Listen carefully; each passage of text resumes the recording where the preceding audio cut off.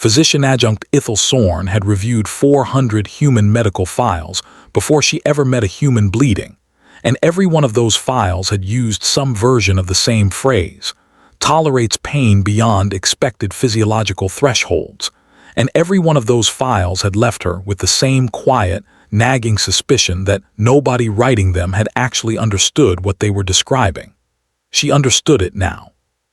She had understood it for exactly 11 minutes, crouched behind a collapsed supply crate on a rain-soaked landing pad on Corvus Station, watching Staff Sergeant Priya Malhotra keep working with a piece of shrapnel the length of a finger buried in her side, and she suspected she would spend the rest of her career failing to fully explain it to anyone who hadn't seen it themselves. The Myrth had built one of the gentlest civilizations in known space, and they had built it in no small part around a single unbending biological fact. Pain for a Myrth did not merely hurt, it stopped you. A Myrth struck hard enough to break skin experienced what their own physiologists called total sensory eclipse, a full-body shutdown lasting anywhere from several seconds to several minutes, muscles locking, thoughts scattering, the whole nervous system throwing itself into an ancient defensive crouch that had, across millions of years of evolution on a world thick with apex predators who finished off anything that kept moving after a wound, kept the species alive by teaching it, absolutely and non-negotiably, to stop the instant it was hurt. It was a magnificent survival strategy for a prey species learning to hide from teeth. It was also the reason the Myrth had never fielded a single soldier in the 11-year war against the raiding fleets harrying their outer colonies, because a species that collapses the moment it takes a wound cannot hold a line, and everyone in the joint command structure, human and Myrth alike, had quietly, diplomatically, never quite said so out loud. Corvus Station had been quiet for 6 months before the raiders hit it, a joint research and relay outpost sitting on the border of contested space, more medical exchange program than military installation, which was precisely why the attack, when it came, caught nearly everyone flat-footed. Ethel had come to the station to study exactly the question that had needled at her for the better part of a decade, watching human personnel move through injuries that would have ended a Myrth's participation in anything, entirely on the spot. She had not expected to get her answer during a live attack. She had not expected, frankly, to survive one at all. The first strike took out the station's main shield generator, and the second, 90 seconds later, tore a hole through the eastern supply depot where 6 technicians, 2 of them Myrth, had been running inventory when the wall came apart around them. Priya Malhotra was 300 meters away when the alarm hit, already moving before the second explosion finished echoing, because that was, Ethel would learn, simply what Priya had always done in the 4 years she'd served as the station's senior combat medic. She did not process the danger and then decide to move toward it. The moving toward it seemed to happen first, and the processing, if it happened at all, happened somewhere underneath the running. Ethel followed her. Against every instinct her own biology was screaming at her to obey, because she had spent 10 years asking a question she was suddenly, terrifyingly close to answering, and some part of her understood that if she didn't see this with her own eyes, she would spend the rest of her career doubting whatever second-hand account eventually reached her instead. The depot was a ruin of twisted metal and settling dust by the time they reached it, one wall entirely gone, rain sheeting in sideways through the gap, and 3 of the 6 technicians were already dead, quick and terrible, crushed under a support beam that had folded like paper under the blast. The other 3 were alive, barely, one Myrth technician curled motionless on the floor in full sensory eclipse, locked, rigid, and unresponsive, eyes open but utterly gone somewhere the attack couldn't follow her, and 2 humans pinned beneath debris, conscious, screaming, bleeding fast. It was the shrapnel that caught Priya first. A jagged fragment kicked loose by a third strike somewhere close enough to rattle Ethel's teeth, burying itself just below her ribs with a sound Ethel would hear again in her sleep for months afterward, wet and sudden, and final sounding in a way nothing in a medical file had prepared her for. Priya went down to one knee. Ithel, watching, braced herself for the collapse she had spent 10 years studying in theory, certain she was about to watch a human nervous system do exactly what her own would have done in that instant: lock up, shut down, surrender the body's own defense entirely to the wound. Priya was back on both feet in under 4 seconds. "Sorn," she barked, voice tight but clear, already moving toward the nearest trapped technician, one hand pressed hard against her own side where blood was already soaking dark through her uniform. "Get to Kess. Physically, talk to her." Sensory eclipse responds to steady contact and a familiar voice. That's in her own species' medical literature. You know that better than I do. I need 30 seconds to get this beam off Tors before it does more damage sitting where it is. "You are wounded," Ithel said, and heard, distantly, how useless the observation sounded even as she made it.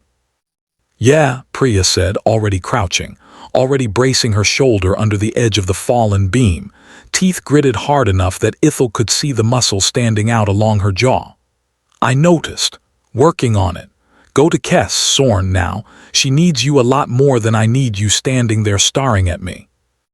Ithel went, because there was nothing else to do, because some ancient, unshakable part of her own biology recognized command in Priya's voice even through the haze of pure animal fear, and she knelt beside the frozen Myrth technician and did exactly what she'd told 100 students to do in exactly this situation, and never, until this moment, fully believed she'd have the steadiness to actually perform herself.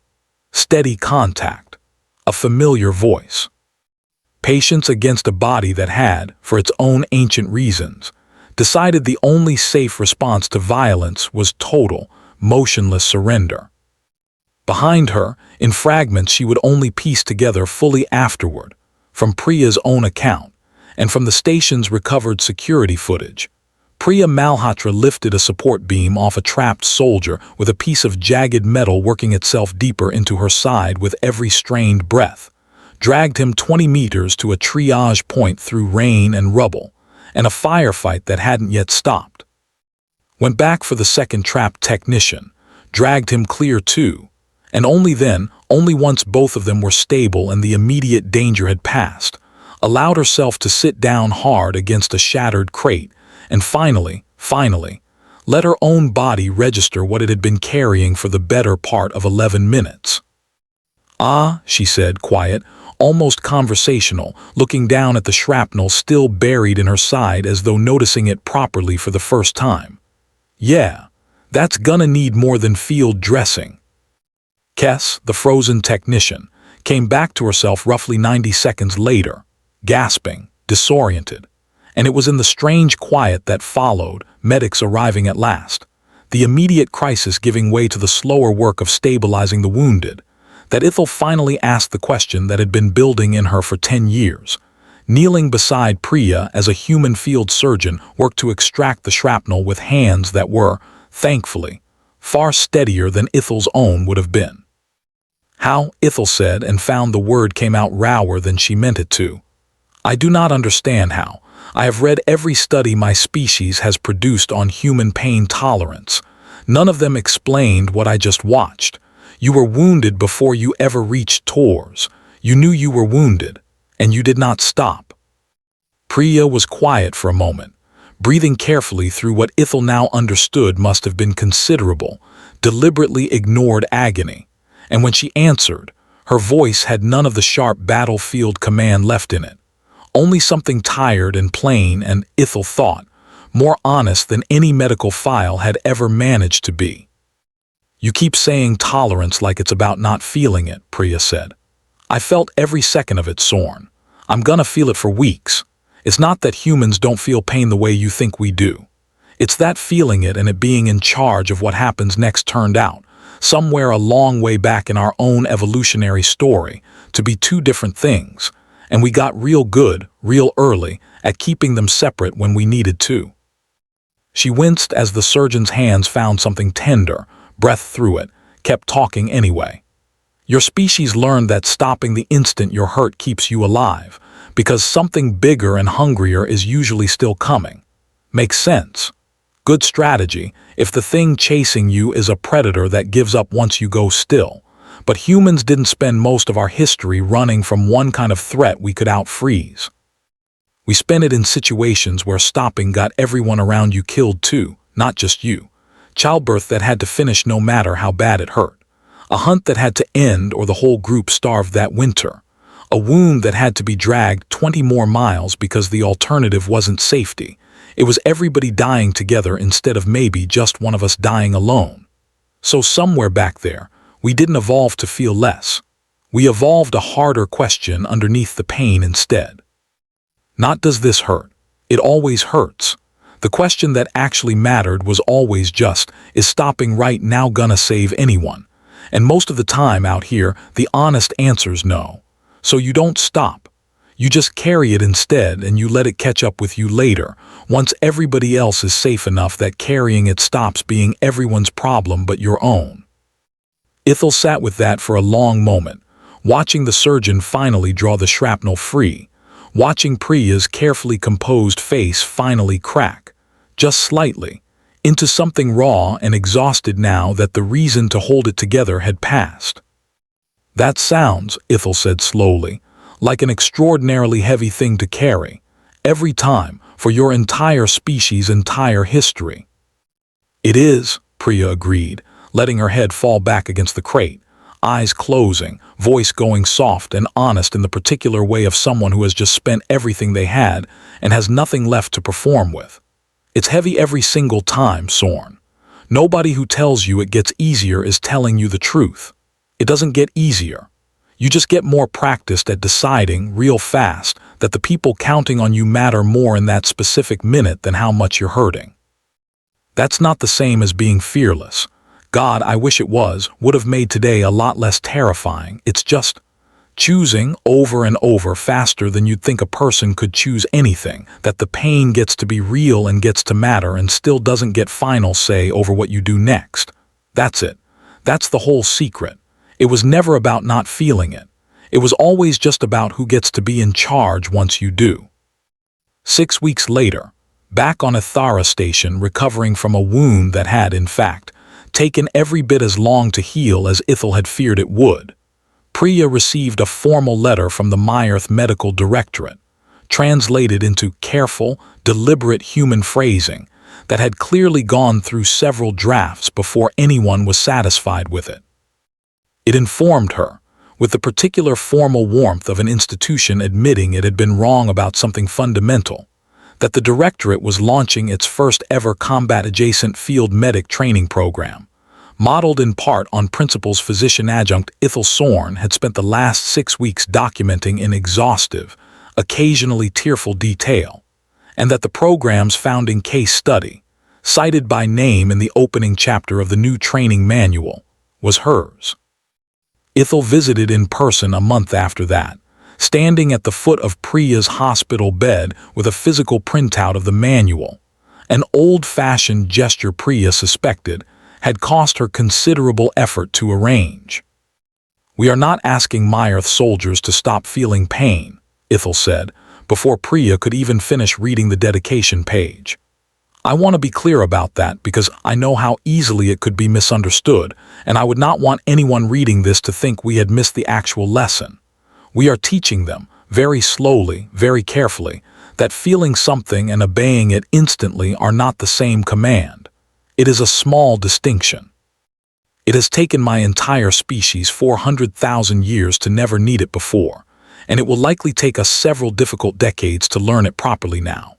But I watched you carry a wound the length of my hand for 11 full minutes because 3 lives mattered more, in that moment, than your own body's very reasonable objection to what you were doing to it. And I have decided I would rather my people learn that particular kind of heavy, difficult courage late than never learn it at all. Priya looked at the manual's cover for a long moment, then up at Ithel and found, somewhat to her own surprise, that her eyes had gone unexpectedly warm. For what it's worth, she said, you did the exact same thing that day, Sorn. You want to talk about defying 400,000 years of evolution, Every instinct in your body was screaming at you to freeze the second that second blast hit, and you ran toward a Myerth in full eclipse instead of doing what every ancestor you've ever had would have told you to do. Don't let the manual make me the only lesson in this thing. You proved the exact same point I did. You just proved it in your own species' much harder language. Ithel considered that, quiet, and something in her composed, careful expression finally, fully softened. Then perhaps, she said, the manual requires a second chapter. Perhaps it does, Priya agreed, and reached out, wincing only slightly, to shake the hand of the first Myerth in 400,000 years to learn firsthand exactly what it cost a person to choose to keep moving anyway.